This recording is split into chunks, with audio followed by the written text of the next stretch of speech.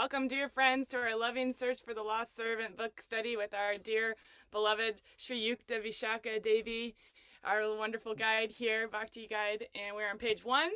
And our reader, Jai David Das.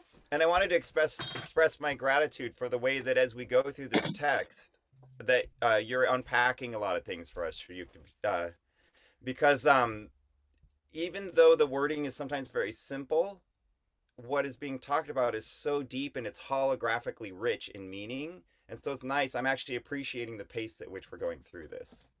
So wonderful. Okay, so I'm going to start with the summary here.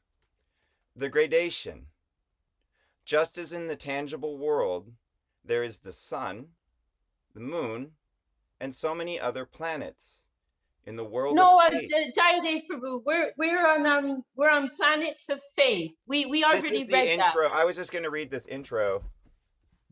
It's like a summary in the book. That's the little chapter. But we did read that in the very beginning. Ah, okay. Yeah, the one by Goswami Maharaj. No, it's a chapter summary. It's just at the beginning of the. You probably can't see, but in the book itself, they just summarize a chapter with a quote from. Oh, I see. Sorry. Oh, that's okay. Should I read that or just go straight to the? Sure. Go ahead. I'm sorry. I was just looking at the page. I got and it's in the text. It's in a small excerpt from the text. Right. Right. So just as in the tangible world. Sorry.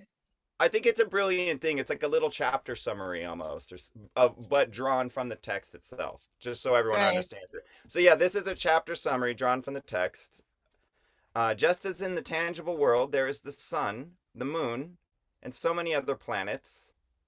In the world of faith, there is a gradation of planetary systems. We have to scrutinize the scriptures, take advantage of the guidance given by saints, and understand how the progress of faith to the highest plane is achieved by eliminating the lower planes. And on to the text. Planets of faith. Faith is the only means through which we can see, hear, or feel the higher world. Otherwise, it is all meaningless to us. To understand that plane, an inner awakenment is necessary. We can connect with the upper world only through a higher source. Therefore, divyam jnanam, knowledge of the higher plane, is not ordinary knowledge. It is transcendental, supramental feeling and sense. But to realize this, surrender is compulsory. After that, we may go on hearing and chanting, remembering and worshiping and praising the Lord, or rendering so many other kinds of service. But the first thing, the foundation of devotion, must be self-surrender. Otherwise, nothing will be effected. Our show of devotion will all be imitation. We must sincerely... Maybe I'll just I was going to ask. Yeah, this is I think as you're saying, this is something we want to unpack. Because this is a very, very key point. Because many people they are turned. Many people they cannot appreciate this point, and for that reason they don't enter into theistic culture. They turn away from the conception of God, divinity, because they cannot appreciate this point. Because in this world we are so fixed on viewing things in an empiric way. Seeing is believing, right? This is a common saying. If you can't put it under my microscope, or I can't capture it on my camera, can't touch it with my hands, then I don't believe that it's real. But that approach is missing the whole premise of a relationship with divinity, which is that we cannot enter into that on our own terms. We have to enter into that relationship on his terms, on the Lord's terms. And he doesn't have any need to prove himself to us. He has no desire He doesn't, like we have our ego, we have sometimes these ego-driven exchanges where we want to prove our point, but Krishna's not interested in that. Like, he doesn't care. Like, you don't believe me, you don't like me, that's okay. Of course, on one level, there's this whole program going on to save the fallen souls, but it's not a forced thing. It's like, if you don't want to know me, then I'll help you to not know me for now, and when you're ready, then I'll open that door for you. He only wants loving exchanges. So that's really what faith means. It means that you're approaching him and saying, like, I want to love you. Not that I'm gonna capture you on my camera or capture you in a cell of my brain, and I'm gonna use that information to gain some position within this world, or just to satisfy some idle curiosity of mine. He's not interested in that. He's only interested in love. And so when we step forwards and say, yes, I want to have a loving connection with you, I want to enter into the culture of faith, and that is when we'll begin to experience, that is when he will be moved to descend and to reveal himself to us. So this point is so important. It's something that we have to keep in mind at every step of our spiritual practice, that it's all a descending process. And how can we make ourselves more fit to attract his attention, to move him to descend and to reveal himself to us? This is mentioned in so many places in the scriptures. There's one famous verse in, I think, the Upanishads, Nayam Atma Pravachanena Labhyo Namedaya Nabhahuda Nashutena. What's the rest of it? Namedaya Nabhahuda Nashutena. Tasyai, what is it? Tasyaiva Atma Rinute Tanumsyam.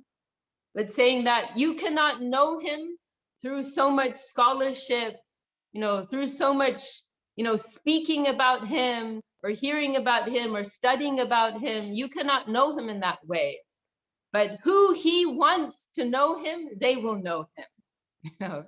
It's as simple as that. It's as simple as that. And there's there was a famous incident with Srila Sridhar Maharaj in this regard. When there was some type of conference that went on in, it was, I believe, in Karachi, in what's now Pakistan. And it was a conference with, representatives from different lines of thought. And there was one man who Srila Sridhar Maharaj, he gave his presentation. And then there was one man there who was an impersonalist, and he was thinking, oh, these Gaudiya Mat people, they're easy targets, they're idol worshippers, like they're so childish, so he thought, I can easily, make fun of him. And so then he challenged Srila Sridhar Maharaj, and he said, you say that you know something about the Lord, but he is infinite and you are finite. So how is it possible for the finite to know the infinite? How can you say you know anything about the infinite? How can we have a relationship with the infinite? How is that possible? And Srila Sridhar Maharaj, he was so brilliant, Srila Sridhar Maharaj, like, he had like the ultimate comeback, you could say. And he said, yes, what you're saying is correct. It is not possible for the finite to know or to approach the infinite. And then Srila Sridhar Maharaj said, but at the same time, the infinite, if he is truly infinite, he has infinite means at his disposal. And therefore, he will have some way of making himself known to the finite. So this point is so important, and it's like the whole premise of our spiritual culture, that we ourselves cannot approach that. We don't have the capacity in any way. My brain is really gone today. Can someone tell me Rupa Goswami's famous verse? I'm always amazed at how many you remember, and then that you're like, oh my God, how could I forget it? But we're sitting here floored by how many you just pull out of your head. Dude, I I'm not even remember trying that. to memorize verses. That's like so on like a way other kind of to-do list that's not even in my world right now. I am trying, and I get nowhere near. I'm still floored at how many just come out of you.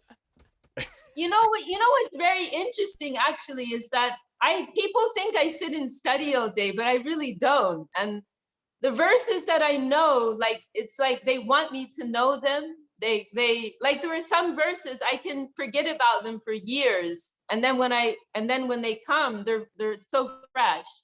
And there are other verses which I've tried to memorize and I can't. I just can't, you know. So I'll try a long time and I just can't. So I understood like they have their own life, you know. Like some verses are more difficult and they'll come more easily, and more simple ones they won't come. So they have their own life, you know.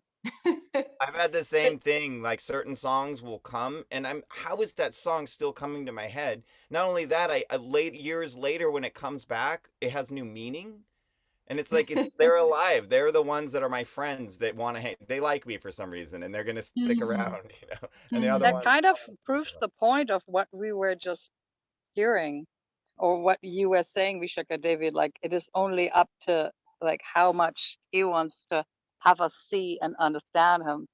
So the verse is going to be available or not. But I remember now, Tashi Krishna Namadi Nabaved Grajam Indriyai Sevan Mukhe Hi Jiva Dao Swayame Vaspurja Dao. That everything about the Lord, his name, his form, his qualities, his pastimes, it is beyond the purview of our senses. But Sevan Mukhe Hi Jiva Dao, through the culture of a service attitude, then you know that name, that form, they will be pleased to descend and to reveal themselves within the plane of our experience. So what Srila Sridhar Maharaj is saying here, you know, self-surrender, like that has to be the premise. You know, we are approaching we are approaching that higher plane in the service of that higher plane. And then we may get some contact, then some revelation, some experience may come. So, you know, really, you know, spiritual culture, it's something that only becomes meaningful when you like when you actually like enter into the practice, you know, like, so like, I mean, like there's like an element of risk, or we're talking now about, Chintamani's talking about experimentation, like there it's a kind of experiment, you know, like you have to try it out without knowing for sure in the beginning. You know, like, you know, we've got to go out a bit on a limb there. And that's what will attract the Lord. And the more that we invest our faith, the more that will become, the more reciprocation will come. You know? And you know, to outsiders, you know, this will sound like madness. You know? We'll just sound mad. But it's something that you can only experience once you've actually followed the steps and entered into the practice. It's that kind of truth. It's that kind of experience. And Srila Saraswati Thakur, he gave that example of a man who's lived in a dungeon his whole life. And then his friend comes and says, oh, come out and see the sun. and he picks up his little lamp. Okay, yeah, let's go. No, you don't need to bring a lamp to see the sun. What are you talking about? You need a lamp to see anything. No. The sun is self-effulgent. It is brilliant. You can see it in its own light. You know, and then finally that man goes out and sees the sun, then he can understand. But before that, through his own calculation, he cannot understand at all. You know? So that's the nature of spiritual experience, spiritual reality. It is self-effulgent, it is self-evident. And we can only truly know it once we have that, you know, that direct experience. But in the beginning, you know, we've got to take that move, we've got to take those steps, you know, towards that. you know, another way I think of it sometimes is like any like real relationship that we're developing, like that person will only begin to open up to us if they know that they can trust us. You know, like they're not going to spill out their secrets and reveal their intimate, you know, intimate feelings and history unless they know that you believe in them, right? We don't like to talk about ourselves to people who don't like us, who don't believe in us, you know. So it's the same with Krishna. Like, you know, why should he reveal himself to us if we're not really interested in him, you know, as a person, you know. It's like how you know, like movie stars and stuff, like they'll their privacy will be invaded by, you know, like you know, news reporters and stuff, and they hate that, you know, like they hate when their secrets get exposed. They don't want to tell other stuff to people who are just, you know, interested in them for the sake of idle curiosity. You know, they like to reveal themselves to people who are their friends, who love them, who like them, who believe in them. So it's like, if you really think about it, it's common sense. It's common sense. Anyway. Okay, well, yeah, so such a crucial point here. Mhm. Any comments anyone wants to share? Yeah, I'll share something. We were looking, some of Jayadeva's Kirtan fans here in Southern California. We were looking them, you know, they're famous people, some of them, and we were looking them up on the Wikipedia. And he went and hey, I found your wiki. She's like, what's a wiki? You know, but having all these things about them that like they've never told us, and like how annoying that must be to have like this like paparazzi type of thing of like, wow, they probably like that's so weird, like that there's a whole industry of people who are interested in scoping out the you know the uncomfortable details. Yeah, and there's a whole group of supposed devotees that like to kind of paparazzi out on Krishna, you know, and his intimate pastimes too. You know, I watched this movie once it was on a flight a few years ago. I don't remember the name of it. Some of you may, I think it was like a big Hollywood movie. I can't remember the name. I can't remember the actors, but the premise, it was brilliant. It was exactly what you're describing. It was this famous star, or like he was like an old star, or some kind of old rock star, and his number one fan like came to meet him, and he knew all these intimate details about this star, but the star was so freaked out by that because there was no relationship, you know. So like this fan was like mentioning all these intimate and very like specific details about him, you know, like he feels so close to him, but there was no relationship there, you know, and it was based on like a mental speculation and curiosity, and so like it was actually disturbing for that star. I thought it was just a brilliant example of like entering into a real relationship with the Lord. Like we just want to be these like weird like stalker fans, like who like want to like know all these details, but we're not actually entering into like a real relationship. We're not really approaching with a mood of real surrender and faith, devotion. Because real relationships, they're not based on knowing so much. You know, they're based on like an exchange of love and faith. So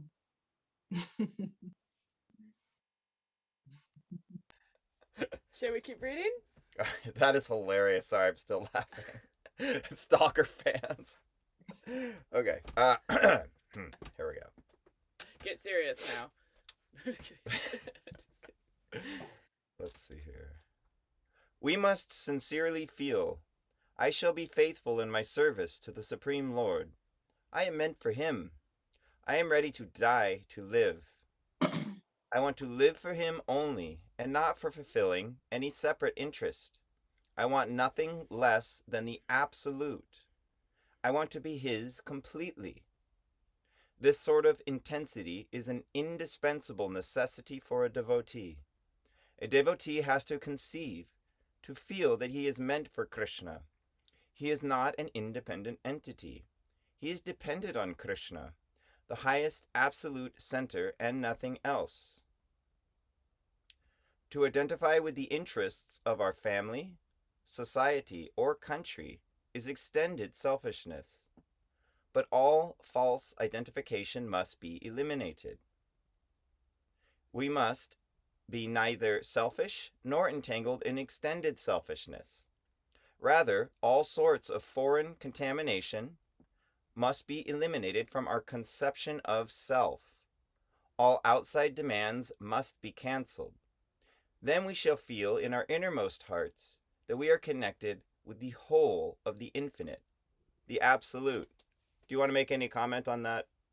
Extended selfishness or any of that? Yeah, definitely. Do you want to say something on that? I'm so happily hearing from you. I mean, I could say, but we should hear from you. I appreciate it so much. Maybe you say something first, and I'll follow on. It's a very important phrase. Okay, expression. I see how in the context of almost every culture, this identity with family and putting family first or putting country first, all these things that on one level there's selflessness, there's love, but at the same time, let's take the example of a mother and a child. So a mother loves her child, that's the highest love in this world. But if that love isn't extended to every other child, then how real is that love? It's actually not love. It's like a tribalistic type of thing. My child, and I love that child more than myself. Now, and that is the most noble love in this world, this familial connection, right? And what to speak of like my country, right? So, well, you love your country, but love is everywhere. Love is everything. So if you just love your country, that's not really love. That's more of a exchange. My country, and all of that is bolstering our sense of self, our false sense of self, I guess. So that's what I would venture as an explanation. All right, go. Okay, very very nice, very nice. We have a few more persons have joined. Varun is here, and we have a Vishaka Dasi who's also here, and also Kelly. Kelly's joined us. Welcome everyone who's come. Oh, And Kunti's in her car on a road trip. It's always exciting when we have someone driving joining us.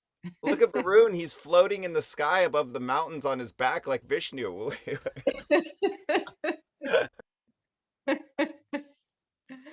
yeah, I So, thought, yeah, yeah, better than pillows. So yeah, this phrase, our guru, this is a phrase of Srila Sridhar Maharaj, and our Gurudev Srila Govinda Maharaj. I heard him mention it a few times. It's a very helpful phrase. You know, it is a bit of a bitter pill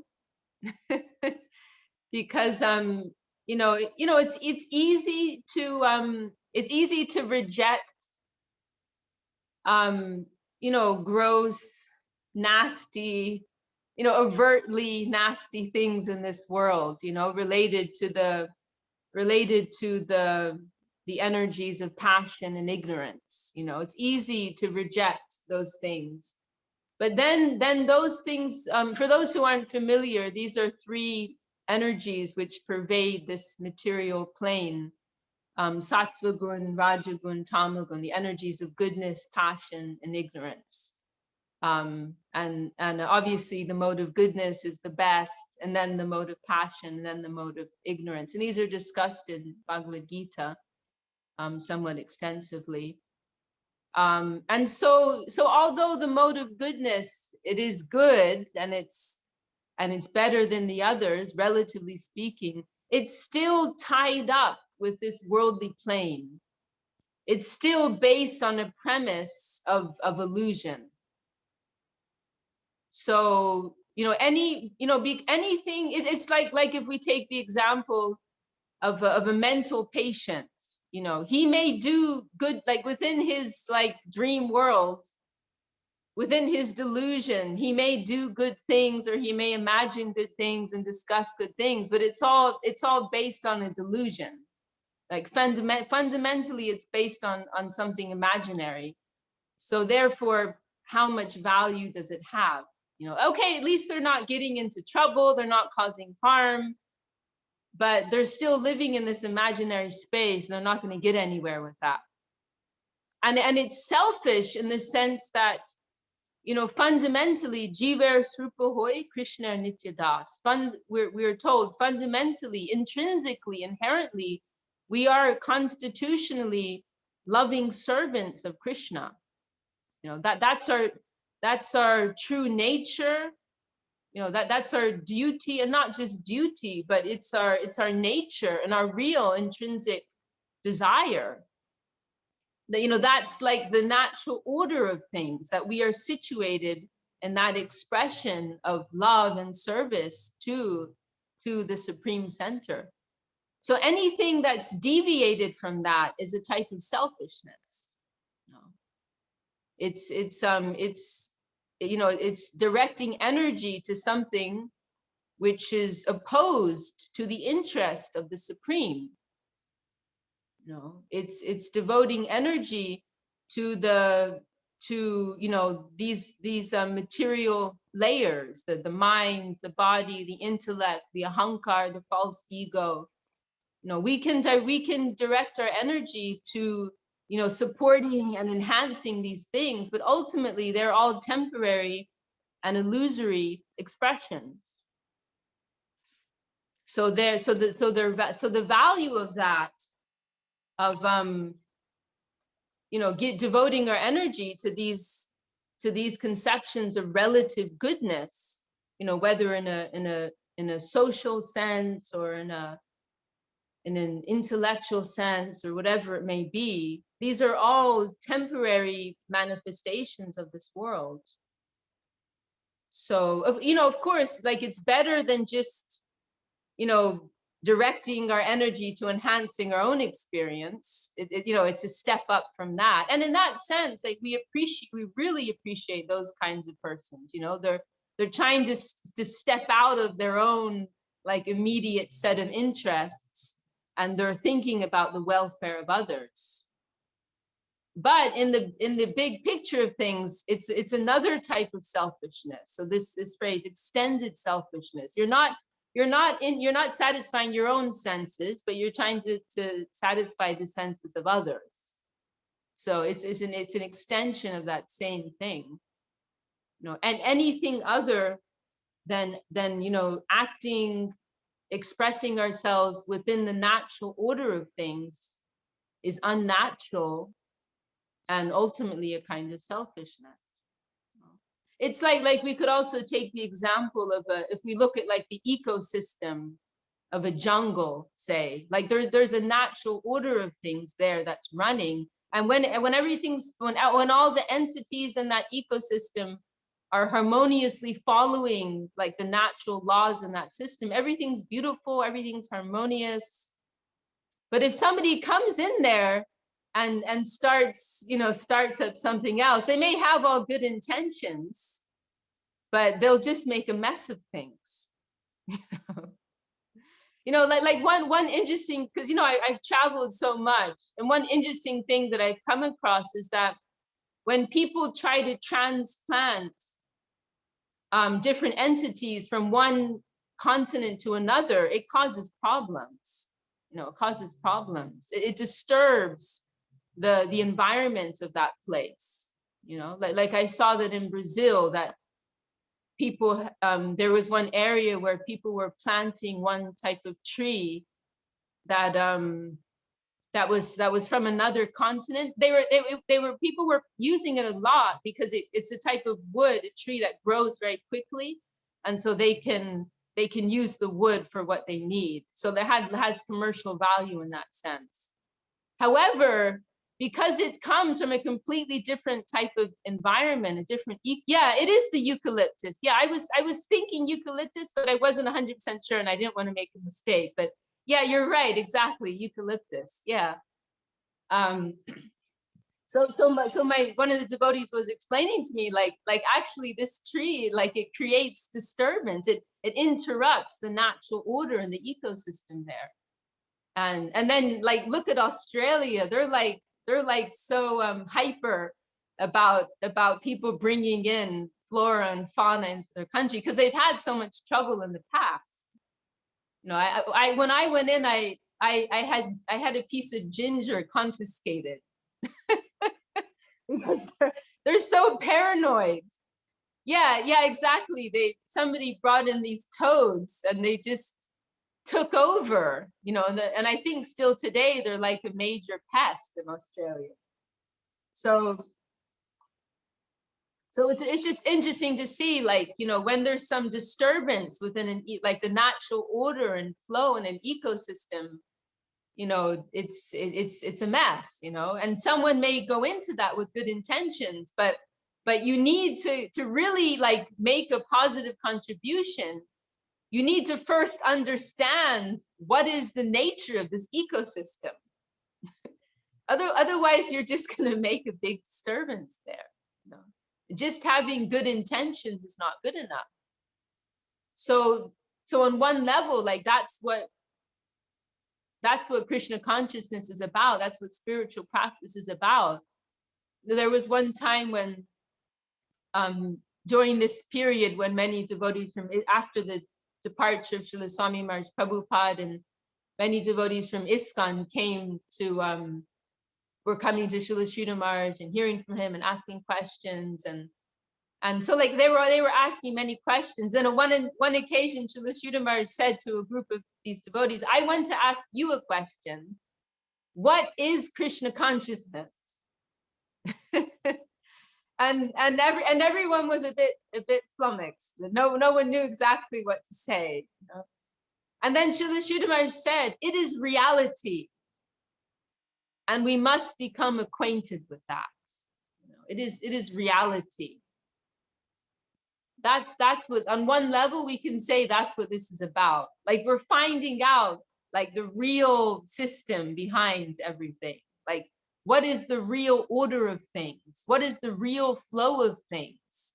Okay, there are many distracting, superficial, and temporary currents that are flowing in this world.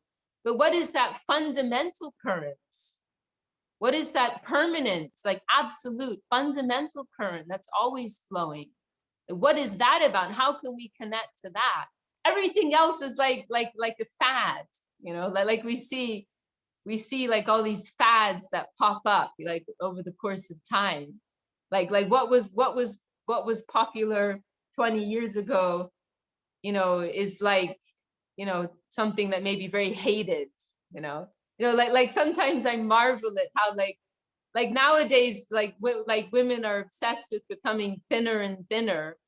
But you know, not so long ago, it was the opposite. It was like being fat was just like a status symbol. Like women were like it was seen as a more of a high class thing and more attractive if they were more voluptuous. You know, so like there are all these like fads that come up, you know, in society. So many fashions and fads that come up.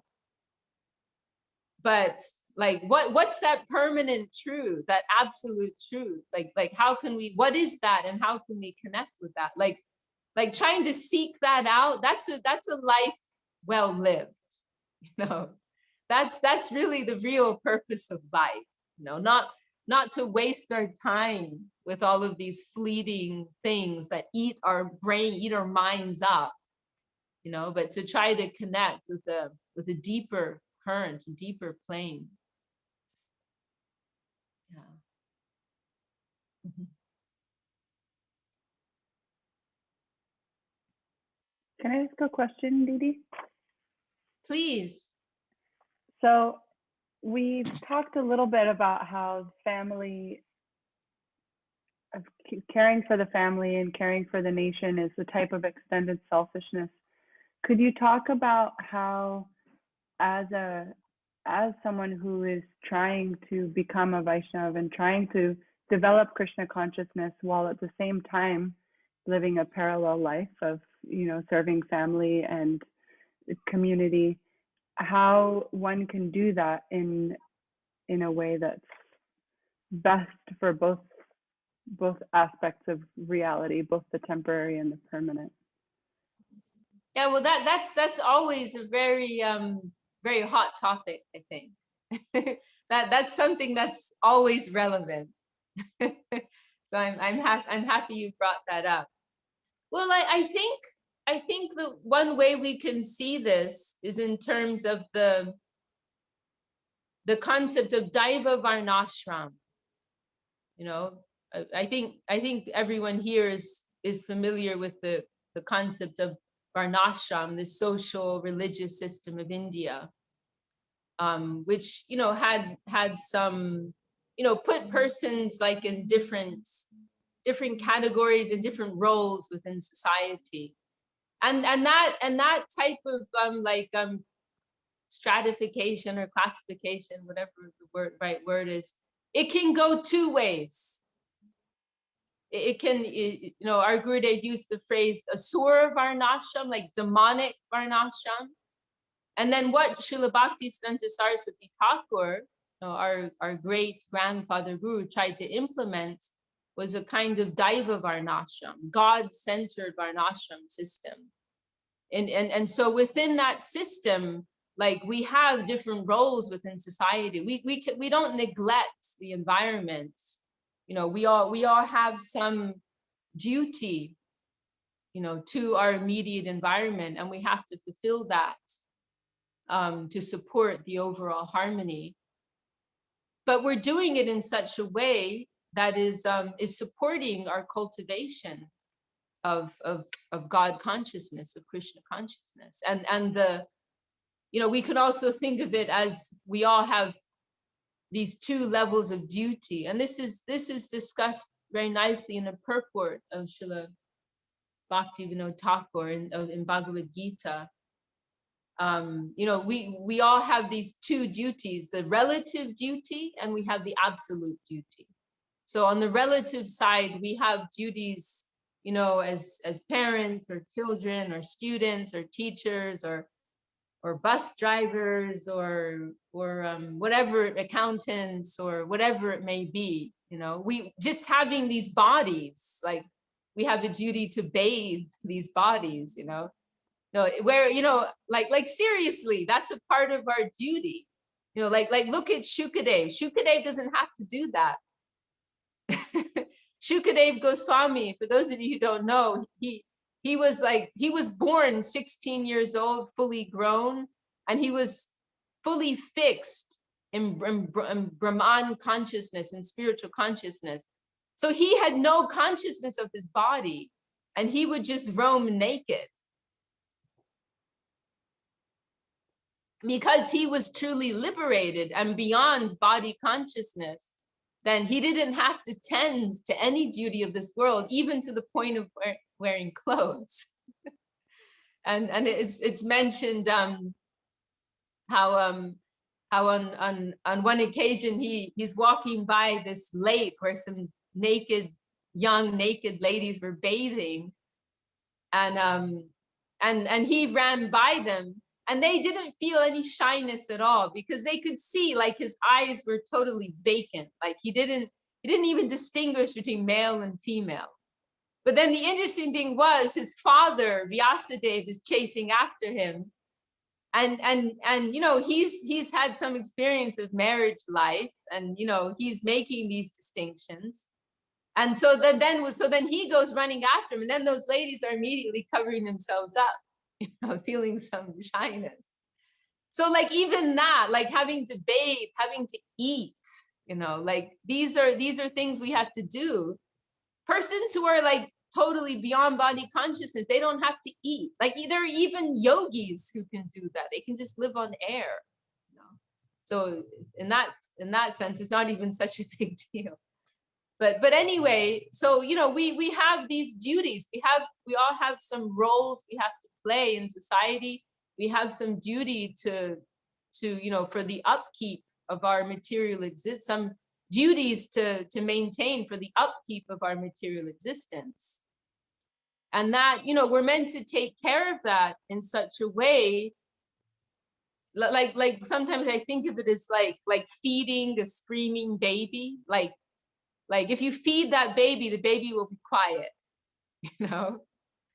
So like as a like a kind of obvious example, like the male female desire for union, the sexual urge. It's like if someone doesn't have the propensity to live a life of renunciation and celibacy, they shouldn't force that upon themselves. Like, you know, go and like settle down with one partner, like feed that screaming baby and calm that urge down. And then when it's calm, you can go and do something else. You know, if you're like ignoring your baby, like, oh, I'm not gonna pay it. You can just cry all you want. I'm not gonna listen to you. The baby will just keep screaming. You'll be so distracted, you won't be able to do anything.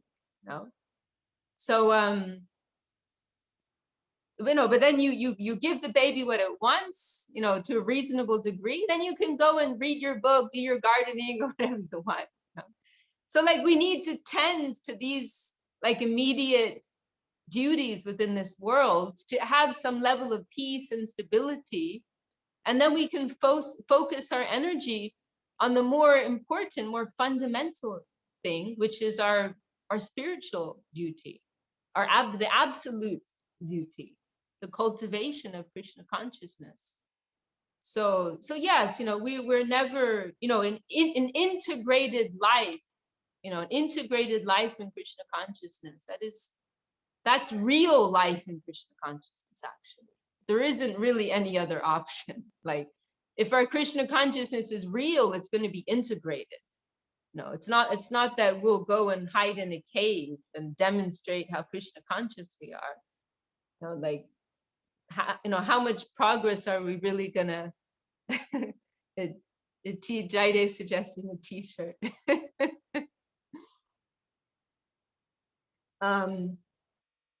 So yeah, you know, there is a bit of a balancing act. Not too much this way, not too much that way. It's always the middle path. And you know that will be different for different persons. You know, some may have the opportunity, the inclination, and the privilege, even you could say, to give more energy, more focus on that absolute call, on the absolute duty, and others may have more, you know, more absorption in their immediate duties. You know, it's a you know, it may be according to necessity, opportunity, all of these things. But in general, you know, we have to give attention to both, and with the angle that, with the frame, you know, of like our material duty is supposed to be like a supportive platform for the more crucial cultivation of Krishna consciousness. And then also like you know, like in regards to things like you know, like environmental issues and things like that. Like the way I see it is like in terms of what comes in front of us, we should try to be, you know, try to be harmonious, or try to be supportive of those causes. You know, I mean, like, for example, recycling, you know, like, it's not such a big deal, right? Like, we can all separate our garbage and recycle. And, you know, that's a harmonious way of living, you know, or like, you know, you're walking down the street and there's a beggar there, and you give them some change, you give them a couple of dollars, whatever, you know, like what comes in front of you, and you know, it's not like going to like take you away from your mainstream of energy. Like, you know, give some support to that, you know. But we don't want it to become, you know, like the big cause of our lives, or a big focal point, because those things are symptoms of the problem. They're not addressing the root of the problem. So, you know, what we are doing in the practice of Krishna consciousness is addressing the root issue. That, you know, what is the source of all the problems in this world? Because there's this wonderful quote I came across a while ago from one, some of you may have seen it, a scientist, and he said, when he was a scientist who was, in the field of environmentalism. And he said, in the beginning, when I started out, I thought the problem was deforestation and, restoring marine systems and cleaning up the garbage, cleaning up the oceans and all this stuff. He said, like in the beginning, I thought this is the problem. Like, that's it. We're going to address these things. And within a few years, it's all going to be over. And then he said, but now what I realized after some years of being involved in this, the real problem is greed and selfishness. and he said, it was very profound what he said. He said, and we scientists, like, we can't do anything about that. He said, like, what's actually required is a spiritual and cultural revolution in the world. When we scientists, we can't do that. So he had this realization, like, this is the real core issue here, is human greed and selfishness. We can clean up like all the garbage, we can clean up all the oceans, but if you can't clean up people's consciousness, the next day the same thing is going to happen again. And that that's all without even going to the fundamental issue of loving service to Krishna. Like, without even going there, we can already appreciate the real need is a shift in consciousness. So yeah, like, I've been through many phases myself. Like I went through a phase of supporting charity. Like when I was a teenager, I went through a phase of like supporting charities and stuff, and then I went through a phase of like really fanatic Hare Krishna, where I like wouldn't give anything to anyone, like every penny has to be for Krishna, like I went through that phase too, and then I heard a talk of one of our Gurudev, Srila Govinda Maharaj, where he mentioned a God. How are we for time? I feel, how are we for time? Oh, we're if anyone needs to go, please feel free. I'll finish this story and then maybe I'll turn things over to our hosts here. And then I heard our Gurudev mention how Srila Sridhar Maharaj, he used to give money to beggars, and I was like, whoa, like Srila Sridhar Maharaj is giving money to beggars, then who the heck am I? Like, in all my pride, like, no, that's Maya, And he mentioned one god brother of Srila Sridhar Maharaj, who he was like very fanatic about not exchanging energy, because every energy exchange, it can incur karma. And like he was so fanatic, like when he went to visit our temple, he went to visit Srila Sridhar Maharaj sometimes, he would carry his own bedding on his head. He would walk. He wouldn't even take a rickshaw. He would walk from the train station to the temple carrying his own bedding, because he wanted to minimize as much as possible any exchange of energy with anyone. Because if you do anything good, then you got to receive good back. If you do bad, you got to get bad back. But it's all binding you, right? And so our Gurudev said he used to tease him, and he would say, like, at the train station, there are these poor beggars, like some of them don't have an arm or a leg, and they don't have any, or some of them, they don't have eyes, they're blind. Like, don't you feel like a little compassion for them?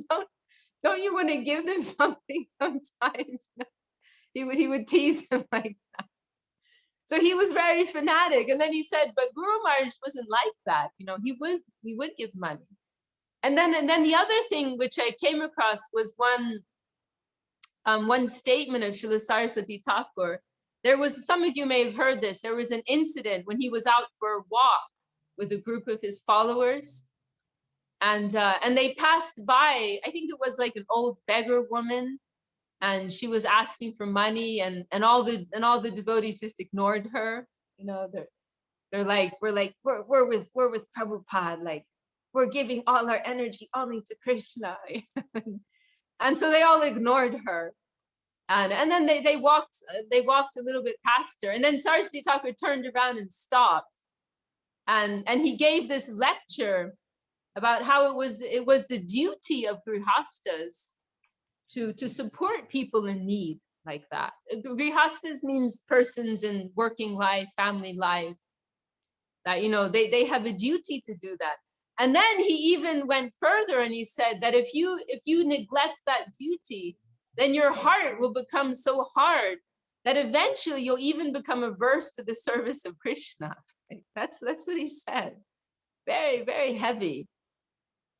So, you know, always in Krishna consciousness, like there's a very particular angle we have to take, like not too much this way, not too much that way. You know, Srila Saraswati Thakur would say, religion is proper adjustment.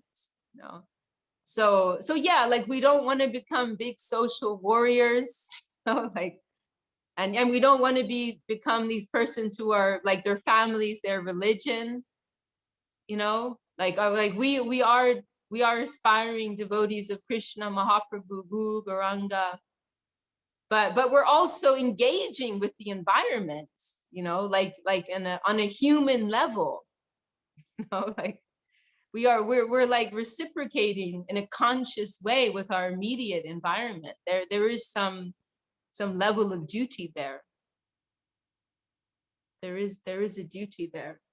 You know, there's sometimes this tendency to kind of like jump to a higher stage than we're really at, you know, and we can forget to, you know, like we want to pretend like we're on this really high platform and we're like so above everything of this world, you know, and we forget about like just being human, you know, and being real about where we really are. And you know, it's interesting, you know, like we see, like with those who are actually like evolved, they're always like very natural, very human, you know, like we saw that with our Gurudev. You know, I had a discussion with Maheshwari the other day, and we were talking about this point, how sometimes devotees, they can get lost in these kind of clouds, and like whatever you say to them, like they've got to turn it into this philosophical discussion, you know, or like they've got to reference Bhagavad Gita or Bhagavatam, or it's like, can I just like tell you how I'm feeling, or can I just tell you about my day or about my family? Like, does everything have to turn into a lecture, you know? You know, or like some big highfalutin thing, or like, can you just be real, like with me and about yourself? And, you know, and they were mentioning how the one devotee was giving them mridanga lessons, and then at a certain point they stopped, and she asked him, oh, will you give me some lessons again? And they said, go and ask Mahaprabhu. And then she was really hurt by that, you know. It's like, if you don't want to give me lessons, like just say, aha. So Kamala's Kumari saying reminds me of her childhood. Yeah, devotee children, they sometimes have that experience. Yeah, I'm very fortunate. Like my mother was always very real and very natural, so I didn't have to go through that. But I've met many devotees who have been through that. And it's something that you have to work through later, you know. It can, and some persons, it just turns them off, actually. We're in sympathizing here. We've talked about this issue too. Especially as a newbie, like you really get the full extent of that. But anyway, so Maheshwari, like she had this, she felt really hurt. It was like if you don't want to give me lessons, like, or you're busy, or just tell me, like, why are you turning this into some big divine thing? Like, go and ask Mahaprabhu. Like, it's a yes or no. Like, and I was reminded of this one occasion. I love this so much. Like, it's a classic example of our Gurudev Srila Govinda Maharaj.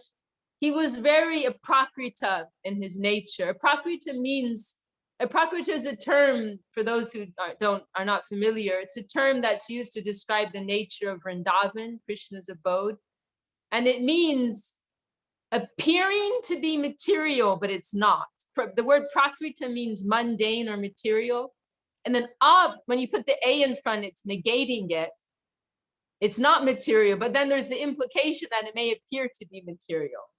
So this is the nature of Vrindavan life. Like there's this deep simplicity behind this wonderful simplicity behind everything. And our Gurudev, Srila Govinda Maharaj, she was really the embodiment of that. And so like one classic example of this is there was one time in London where he was just like reeling off all these like shloka, these verses, and singing these Bengali songs. And he had like hundreds, if not thousands of verses memorized and songs also. And so then somebody there was Shudashava. He commented like Gurudev, I'm wondering, what didn't you memorize? Like you've memorized everything. And then our Gurudev, he said, I think it's because I drank a lot of milk when I was young. because in the Ayurveda, they say milk is good for the brain. So he said, I think it's because I drank a lot of milk. It helped my brain power. He could have said, oh, it's by the mercy of Guru Maharaj. Right? He could have gone in many other directions and from that, He's just like so simple and ordinary and down to earth. Like, oh yeah, because I drank a lot of milk. Like childlike, like very, very childlike. We joined this. I joined the Zoom of Janardhan Maharaj last week. He's one of the current initiating gurus in our mission, and he's actually like the most senior devotee in our, like in terms of like time and position. Like he's like the most senior person in our mission. He was like Swami Maharaj Prabhupada appointed him as the main leading GBC member of the whole of South America, and then later he became an initiating guru within ISKCON, and then later he came to Sri Chaitanya Saraswati Math. So like he's like super senior.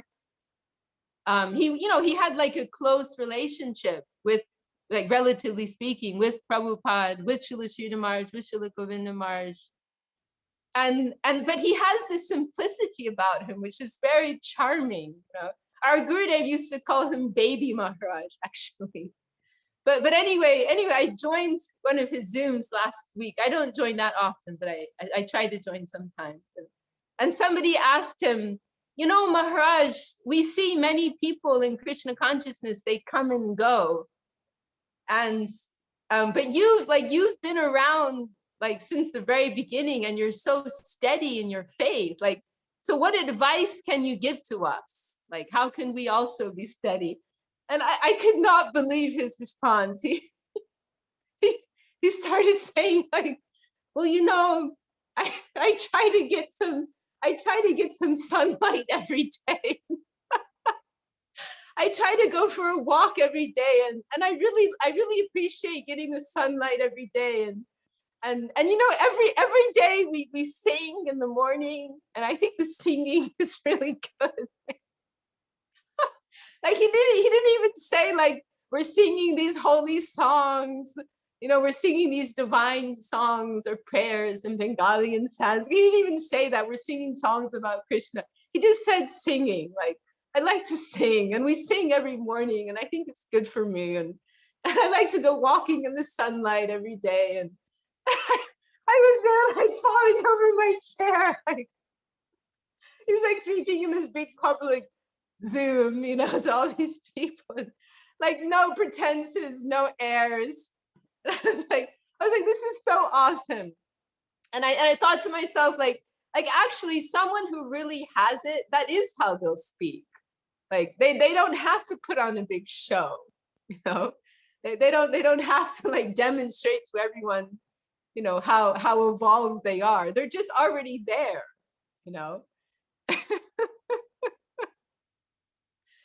So this, you know, this simplicity, you know, like if you were to ask Mother Jashoda, like, so like, who is Krishna to you?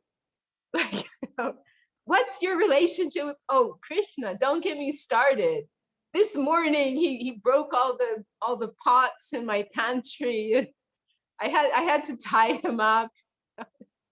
She's not going to be like, oh, Om Namo Bhagavate Vasudevaya, Krishna, the Supreme Personality of God. Of course, like there's a place for that.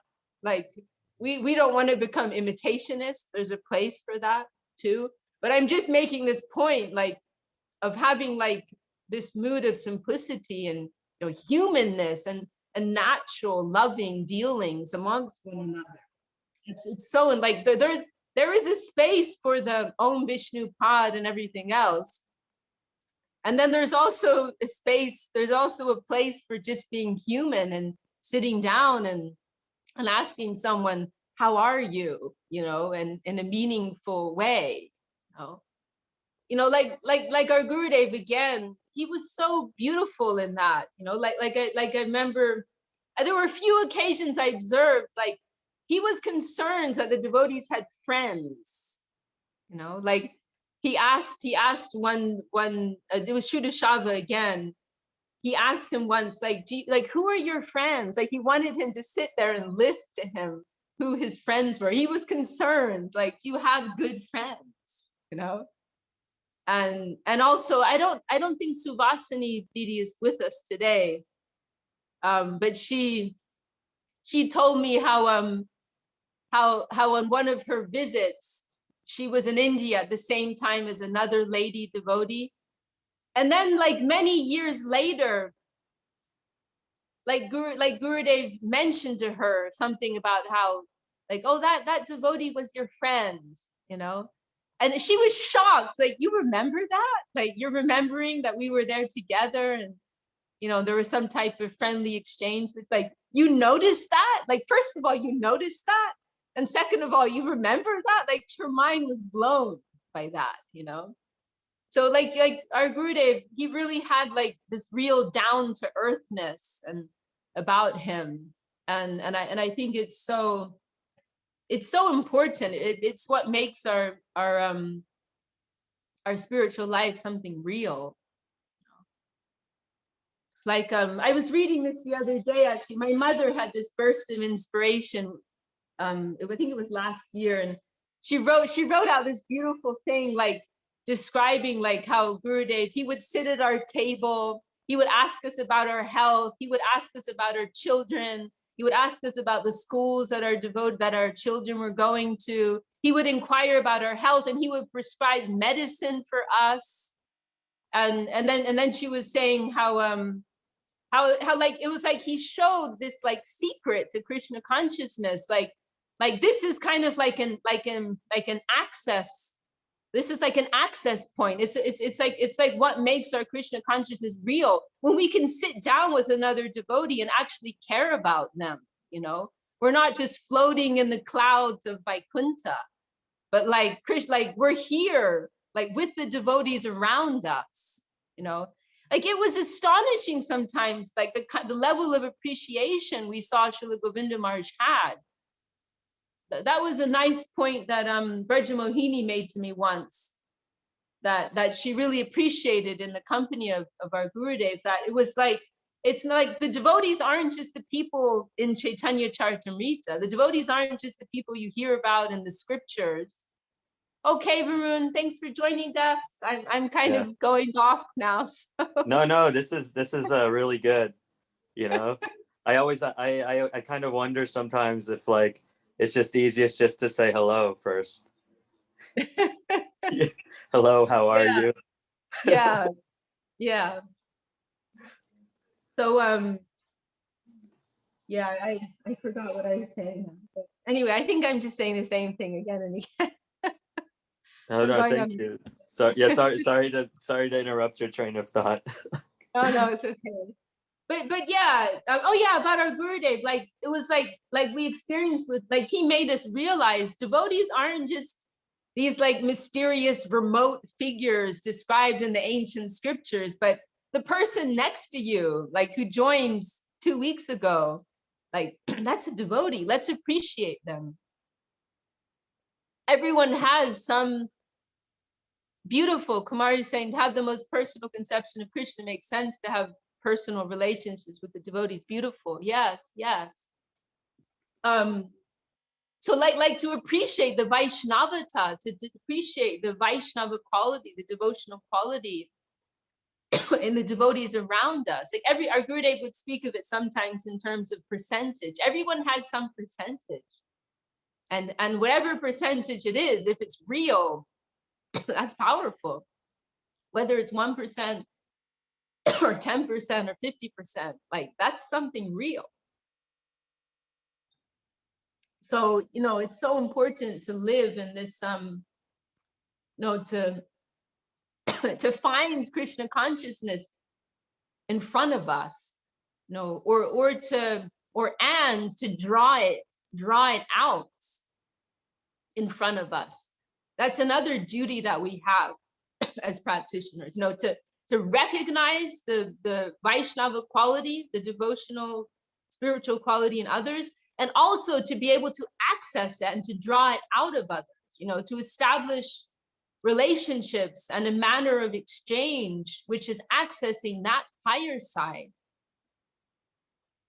Like one really interesting thing our Gurudev said was, somebody asked him, like when Swami Maharaj Prabhupada first came to the West, there was this huge explosion of Krishna consciousness. Like you hear some of these stories I've heard from older devotees, like 30 ladies all bunking in one room together, like living these lives of extreme austerity, going out on the streets all day. Of course, like to some extent that still happens, but not nearly on the scale that it did, or with the type of intensity that it was happening before. So somebody asked our Gurudev Srila Govinda Maharaj, like Srila Prabhupada, like he created this explosion of Krishna consciousness, but now we see it's not like that at all. Like what's happened? And our Gurudev, he said, well, in the beginning, when Srila Prabhupada went to the West, there were no Vaishnavas. And he said, therefore, there was no opportunity for Vaishnav aparad. Means to make offenses to other devotees, in the form of criticism or ill will, envy, etc., etc. So our Gurudev said, so in the beginning there were no Vaishnavas, so there was no chance for anyone to make offenses to Vaishnavas. But then later, everybody became a Vaishnava. Everyone became Vaishnavas, and then they all started making offenses to one another. And so then this is what slowed everything down. So like everyone has this spiritual quality that's growing within them. They're becoming devotees. They're becoming Vaishnavas.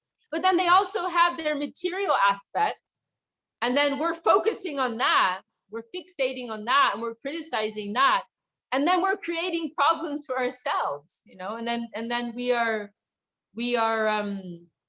obstructing our own progress and the progress of others. So like that's why our Gurudev emphasized this so much, the importance of following these principles of humility, tolerance, and respect, because that's what allows us to maintain healthy, respectful relationships with other devotees, and that will protect us from making offenses. And that's the one serious obstacle in our spiritual life. So if we remove that obstacle, we're flying.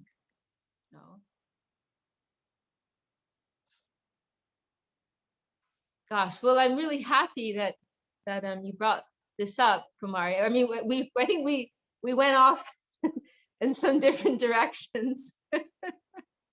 Somehow we ended up here, but very nice Nice topic.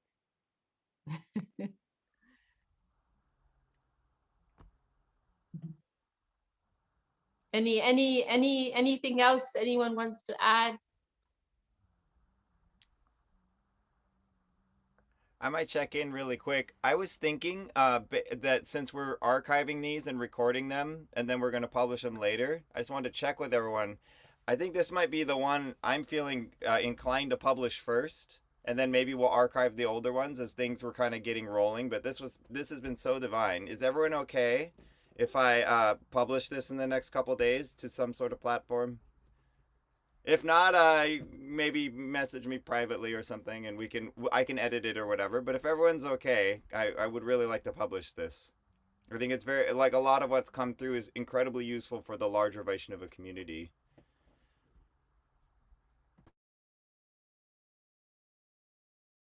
And we have a question. We won't have time for breakout rooms today because we're running over time, but I just wanted to acknowledge that Kunti Devi here had her hand raised. Yeah. For a question. Oh, I'm sorry. I didn't. I'm on a phone, so I'm not seeing everyone. I'm sorry. I forgot my question. Oh, really? Oh, I'm sorry. It's okay. No, it was so good. I was like, who cares about the question? You know, if you type it in a comment, that works better because that pops up on my screen. Yeah. But, I can just call you, Shaka. I can just call you. You can just call me anytime. Is that offer for anyone in this group? Yeah, sure. I've got a hotline running here. 24-hour hotline. Somebody told me about Jayananda, one of our devotees. He's at the Salt Lake Temple now, and he's part of a vegan hotline. The 24-hour. I didn't even know such a thing existed. People call with their burning issues regarding veganism at all hours of the day. So he's a volunteer for this hotline. So I'm like, wow, we need a hotline. So sweet. What did you say, Jayade? He would be the man for the job, for sure. We were parking on a 400-acre parcel, and he could have parked anywhere, but he chose right next to the Sprinter. We're like, whoa, who does that? Then we realized, oh, this is our very special, like, ready to serve extrovert. Super extrovert, like, we would be waking up and he'd be out there waiting on his phone for us to come out. We're like, wow. I don't even know if he sleeps. He's always on his phone, like, helping people or serving or working with this organization. I mean, he's amazing. God. He makes me tired just being around him, not because he's tired, but because just envisioning myself in that doing. So sweet. Suyash, do you want to share anything? You were posting some comments there. Oh no, I was just saying that like it was a really that example that you gave concerning the scientists realizing that science cannot really solve all the problem. It has to do with spirituality, and that was a very, very nice example, and it makes sense. Like everybody's going after the modern science, the technologies and so on, and realizing that it's not going to solve the problems of the world, and how to make the people realize. And that was a very good example that you gave here. And if people are able to realize that with that example, that's a good thing. Realize the importance of spirituality. Wonderful. Thank you for sharing, Siyash. And also Seva Rupa has joined us also. Dandavat, Seva Rupa from South Africa. Dandavat. It was so lovely to be here. Thank you. And it was such a, I think what I was feeling, and you just touched exactly on that topic. So I was just like, oh, wow. Thank you. Thanks for having me here. Thanks for joining us. And I think I don't think we heard anything from Kelly today, did we? Do you want to say hello, Kelly? Hello, Dandavats. I really enjoyed listening. And I think the point that really came home for me was just that the most down to earth, unpretentious person always makes us feel the most comfortable. And it makes sense that your guru was just like that, you know, and it just, because it does sometimes seem when people come across sometimes quoting Shastras that, I mean, it's all in the context. So sometimes it's perfect and other times it seems a little bit pretentious or a little bit not tuning into what's really happening between two people or between a group of people. So anyway, I just thought that the example of the being down to earth was very, very wonderful, very refreshing. And so thank you so much. Thank you so much. I enjoyed it. Oh, great. That unpretentious. I think I was missing that word. That's kind of the main issue, isn't it? Right. Yeah, just making people feel comfortable. And, you know, that's always the goal of the hostess or the host. And somehow I think that there's a lot of wisdom in that. So I do tend to, I'm attracted to teachers that have those qualities. And I love too that he was always asking about how the children were and how was their schooling and all of this. I think it's just so loving and beautiful. So thank you for all the details you're giving. You know, our Gurudev, he actually gave my mother some instruction, like don't raise your kids as Hare Krishnas, like he didn't want us to be raised with these these like fanatics, you know, and even at one time, my mother asked him, because we were living a little far away from the temple in England, and she said, you know, I'm thinking maybe I should move closer to the temple. And he said no, you know, you've got your daughters are in a good school, like they're in a good place, like don't disturb them, you know. And there was another occasion where some devotees they started a temple in their home, like they installed deities in their home, and our Gurudev was concerned about the children because he said like children need to be able to play, you know, like they need freedom. And but if they're gonna feel like they're in this atmosphere, like we've got a temple, and then of course they're going to be asked to help with the services, and like it would spoil their childhood, you know, and then ultimately it could spoil their experience of what Krishna consciousness is, because it you know, it's something that has to develop from a very natural and a very free place, because it's about love. So right. I mean, you know, that was something very important to our Gurudev. And that shows so much common sense. And just like you said, that also that the children would be ostracized by other children from different backgrounds that didn't understand. I mean, there's also that. So the fact that he wanted them farther away from the temple was you know, that just shows so much wisdom. Yeah. Well, he really wanted devotees to be integrated. That was important to him. Yeah. Great. Well, thank you so much. That's beautiful. Yeah. Okay. And any closing thoughts, Kumari? No, nothing in particular. Just appreciating your words. We're happy to have your sweet presence, sweet and gentle presence. Braja Bala, any thoughts you want to share?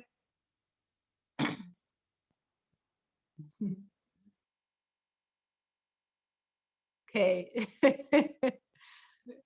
She's looking shy. Well, we're also very happy to have you with us. I'm just very grateful for this opportunity to listen to all your thoughts, which are so beautiful, elevated, and wonderful. And I don't want to take your precious time with sharing any of mine thoughts.